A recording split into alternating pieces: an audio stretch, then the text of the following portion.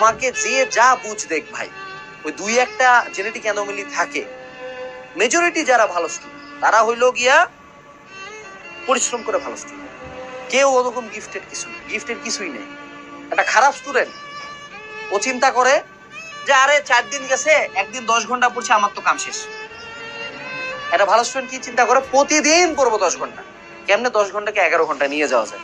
ভালো স্টুডেন্টের হার্ড ওয়ার্কের মডেল হলো linear, y = mx + c। m আর c হলো আল্লাহর হাতে, x হলো তোমার হাতে।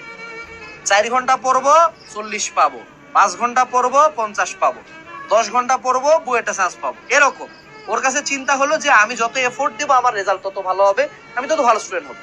কিন্তু একটা খারাপ স্টুডেন্টের বিভিন্ন রকম টেকনিক্স জানার লাগে, টেকনিক্স, টেকনিক, ভাইয়া টেকনিক, ঘুম থেকে উঠে আদা জল খাওয়া টেকনিক, লেবু লঙ্কা টাঙ্গায় দেওয়া টেকনিক, বিভিন্ন রকম। ও মানে ওকে যত টেকনিক দেবে যে এই টেকনিকে পড়ো ব্রাদার, মানে প্রথম লাইনগুলো একটু লাল কর, তারপর একটু কালো কর, তারপর